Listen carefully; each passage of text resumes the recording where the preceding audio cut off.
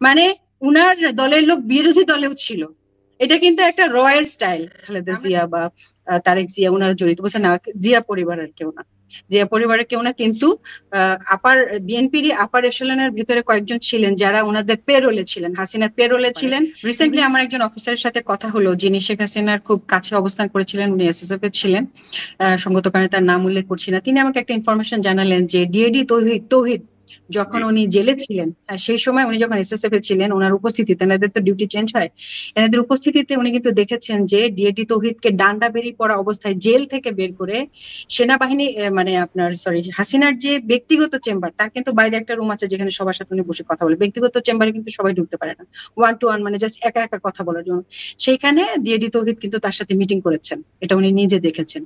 এবং এটা এতই গোপনীয় ছিল যে মানে মানে ওনারা যতটুকু ধারণা পেয়েছেন যে ডিএডি তৌহিদ মানে আমি সব বলে দিব, আমি আর পারছি না, এই ধরনের একটা মেন্টালিটিতে ছিলেন, তখন তাকে টাকা পয়সা, তার ফ্যামিলিকে আরো কিছু দেওয়ার আশ্বাস দেওয়া হচ্ছিল। এবং ওই জেল থেকে কিভাবে ডিএডি তৌহিদ, যিনি কিনা এই খুনের সাথে প্রত্যক্ষভাবে জড়িত ছিলেন, তিনি কিভাবে বের হলেন, যেহেতু এটা আমার নিজের দেখা না এবং ওই অফিসারের কথা, সেজন্য সঙ্গত কারণে আমি ইয়েতে বলিনি, মিডিয়ার কমিশনে বলিনি, বাট এই ইনফরমেশনটা আমি যেহেতু পেয়েছি আমি বললাম। এবং উনি যেহেতু এসএসএফ এ ছিলেন এবং দীর্ঘদিন শেখ হাসিনার অনেক কাছাকাছি ছিলেন, তার কাছ থেকে আমি আরো কিছু অদ্ভুত কথাই শুনেছি। যেমন বিএনপির কিছু উচ্চ পর্যায়ের কিছু লিডার যাদেরকে আমরা এখন দেখি, তারা কিন্তু রেগুলার যাতায়াত করতেন, হাসিনার সাথে তাদের ভালোই সব সখ্যতা ছিল। এবং তিনি এমনটাও শুনেছেন যে মানে ওই লিডারের নাম করে বলছেন যে ওকে বলো, ওকে সামাল দিতে বলো, ও কেন করছে না। এই জিনিসটা আমাকে খুব ধাক্কা দিয়েছে। এবং এই মানে আমি ওনাকে প্রশ্ন করলাম যে এটার সাথে কি মানে আমাদের খালেদা জিয়া বা তারেক জিয়া ওনারা জড়িত, বলছে না জিয়া পরিবারের কেউ না, জিয়া পরিবারের কেউ না, কিন্তু আপার বিএনপির আপার এশালনের ভিতরে কয়েকজন ছিলেন যারা ওনাদের পেরোলে ছিলেন, হাসিনার পেরোলে ছিলেন। বিভিন্ন সময় হাসিনা তাদেরকে বিশ্বের কাছে তো দেখাতে হবে যে উনি একটা গণতান্ত্রিক দল, ওনার অপোজিশন একটা দল আছে। আপনি দেখেন কেউ গুম হয়েছে, আবার কেউ কেউ কিন্তু গত 15 বছর তাদের কোনো সমস্যাই হয় নাই, তারা খুব আরাম করে সব জায়গায় মিটিং করেছেন, মিছিল করেছেন। এবং এখন ঠিক এই লোকগুলাই মানে বিএনপির ভিতরে অনেক রকম মানে ঘোলাটে পরিস্থিতি তৈরি করছেন, আমরা যেটা বুঝতে পারছি। মানে যে হিসাবটা আমি কখনোই মিলাতে পারিনি। আপনি জানেন যে আমি নিজে কোনো মানে দলের সাথে যুক্ত নই, আমার দল বাংলাদেশ, আমি বাংলাদেশের হয়ে কথা বলি। যতক্ষণ পর্যন্ত এটা বাংলাদেশের ইন্টারেস্টে, আমাদের ইন্টারেস্টে, আমি সাধারণ মানুষ ভাই, খেটে খাওয়া মানুষ, আমার চিন্তা হচ্ছে আমি দিন শেষে যাতে একটু আরাম করে ঘুমাতে পারি, আমাদের যাতে নিরাপত্তা থাকে, আমাদের সন্তানদের যাতে অবস্থা ভালো হয়, তাদের পক্ষে আমি কে কথা বলবে, আমি বলি কথা। তা আমার দেশ বাংলাদেশ, এটা বিএনপির খারাপ করলে বিএনপি বলবো, যে খারাপ করবে সে বলবো। তো আমরা যে জিনিসটা কখনোই মিলাতে পারিনি যে এই যে মানে আমাদের প্রেসিডেন্টকে রেখে দেওয়া, আমরা শুনলাম যে এটা বিএনপির ওখান থেকে একটা সিদ্ধান্ত এসেছে। তারপরে আমরা শুনলাম যে বেগম জিয়া এবং তারেক জিয়ার মধ্যেও একটা মানে তাদের মধ্যে একটা দূরত্ব সৃষ্টি করার চেষ্টা, আবার তাদের সাথে জামায়াত এনসিপির দূরত্ব সৃষ্টি করে, এগুলো কে করেছে? তারপর বিএনপির ভিতরে এত বিতর্কিত লোকজন, তারা এরকম চাঁদাবাজি করছেন, কেউ কেউ অদ্ভুত সব কথাবার্তা বলছেন, এগুলোকে কে সাপোর্ট দিচ্ছে? তা আমি সে যখন এসএসএফ এর ওই ভদ্রলোক আমাকে বললেন যে আমরা তো ওনাদেরকে 5 জনের নাম বলেছেন, আমাকে, আমি সঙ্গত কারণে বলছি না, যে সিনিয়র এশালেনের এদেরকে দেখতাম যে হাসিনার সাথে তারা রেগুলার যে যাতায়াত করতেন, হাসতেন, চা খেতেন, তারপরে খাম নিয়ে বের হয়ে আসতেন। বিভিন্ন সময় হাসিনা বলছেন যে ওকে হ্যান্ডেল করতে বলো। মানে উনার দলের লোক বিরোধী দলেও ছিল। এটা কিন্তু একটা রয়ের স্টাইল। আমরা জানি যে আমি র এবং আইএসআই নিয়ে একটা বই পড়লাম কিছুদিন আগে, যে আইএসআই এর ভেতরে রয়ের লোক ছিল যখন 71-এর যুদ্ধ হয়, যেটার নাম তারা ওই যে এতদিন পরে তারা পাবলিশ করছে। তো এগুলা কিন্তু হাসিনার একটা স্টাইল। আমি অবাক হব না যে অপোজিশন সবগুলো দলে যদি তার কিছু লোক থাকে, আমাদের উচিত এদেরকে আইডেন্টিফাই করা এবং সঠিক পথে করা।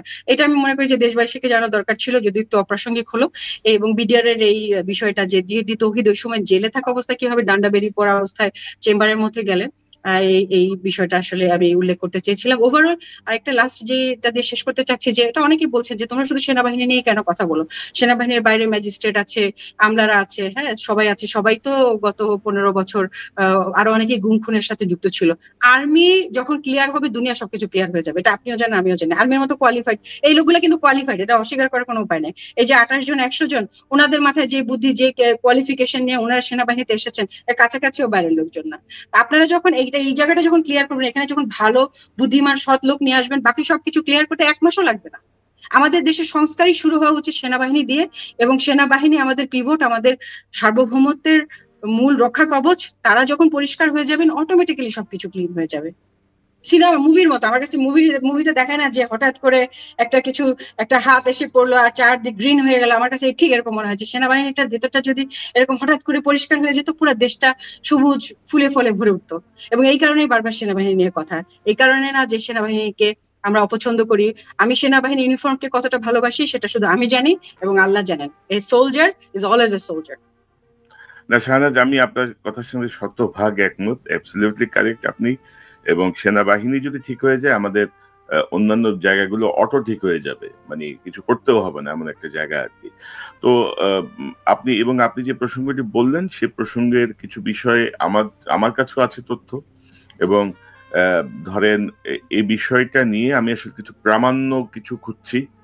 বিশেষত ধরেন সে সময় হাসিনার সাথে এসএসএফ এ সার্ভ করেছেন, কারণ হাসিনা যেখানে যাই করেন এসএসএফ ছাড়া তো আর কোথাও যান নাই। মানে তারা যদি কেউ আসেন সামনে এগিয়ে আসেন এবং এই কথাগুলো শেয়ার করেন, থাকেন এসএসএফ তার আশেপাশেই ছিল।